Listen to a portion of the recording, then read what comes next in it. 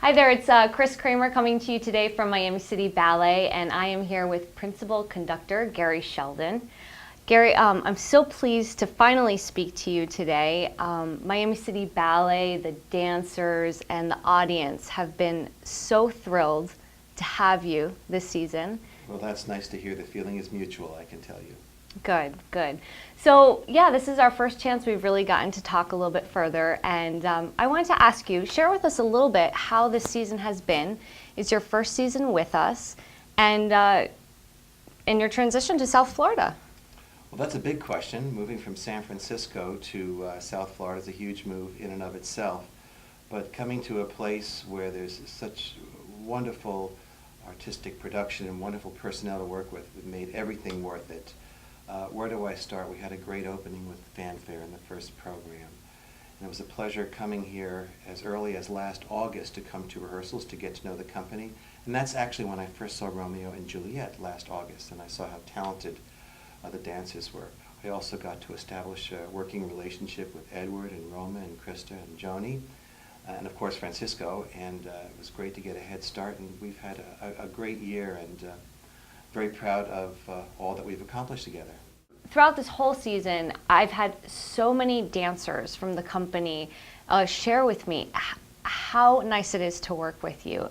They just feel such a confidence looking down into the pit and seeing you during a live performance. So I want to share, I want to hear a little bit from your perspective. What is it like to conduct an orchestra from the pit, working with a ballet company, rather than just simply conducting an orchestra? Well, it's a good point. It's very, very different conducting for dance than, say, for opera or for symphony. And it all starts with the dance itself. I love dance and I love dancers.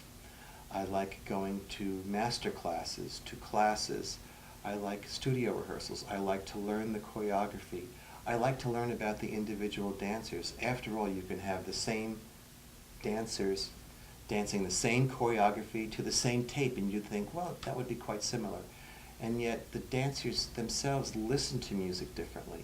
And so as you spend time and get to know everybody more individually, you get a sense of how you can breathe the music and tweak the music in a way that complements each of the dancers. You must be very special to be able to do that, because I know the dancers have just raved about that, and they just feel like you're right there in the performance with them. Well, thanks. That's really nice to hear. I really appreciate it. Yeah. It also takes a good orchestra to be flexible for that kind of thing. I can imagine. Let me interrupt you. How many musicians do you have in the pit? Well, it varies. This season we've had anywhere from about 38 to 56. I think that was the highest number. It averages around 45. Okay. So all of them have to be willing to move with you, because you're seeing what's happening on stage. You're feeling that dancer. Right. So if you're going to slow down a phrase or whatever you do, they have to be right there with you. Right. As I like to explain it, we have to be so prepared for all the possibilities that when the one possibility happens that nobody expected, we're still ready for that. And that's often what happens. There are challenges in each program in different ways. I've conducted a number of the pieces a lot, and I've probably conducted Romeo and Juliet more than all of the other pieces this season that I've conducted previously put together. Mm-hmm. So in one sense, rehearsing the music and getting the music ready was very challenging. It was hard, but less challenging than, for example, Program 1.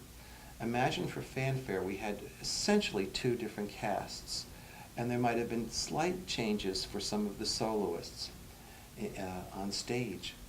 And getting to know people quickly, and I think I was here 2 to 3 weeks in advance of the opening, and really seeing people learn the ballet, learn the choreography, and at the same time try and see who they are.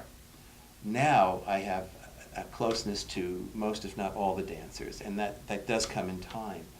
But there was that kind of challenge which I didn't have for Romeo, so the first program was very hard in that way.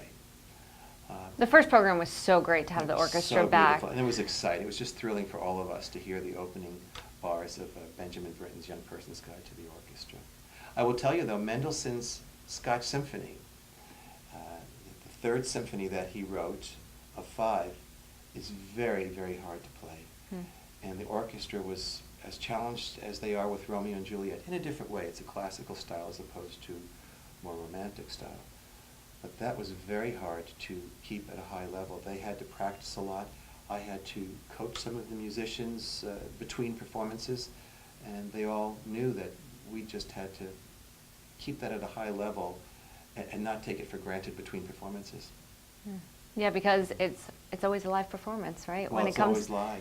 When it comes down to it, no matter how well you did on your last performance, when you're in the new one, it's live. Exactly. So everyone's been raving about Romeo and Juliet.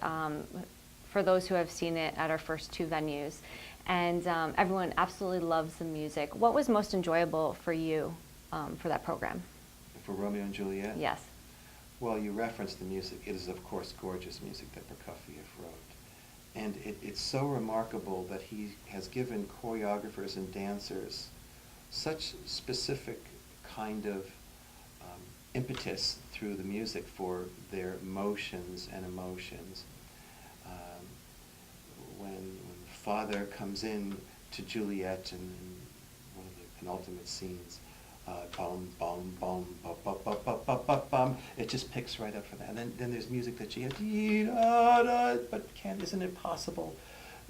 Won't you consider my plea? And it just changes on a dime, and it allows the dancers to change on a dime too, as we do as human beings sometimes. It's a magical score for that reason and so many other reasons. So I guess it all starts with the music for me, at least in terms of that score. Yeah, it's really beautiful.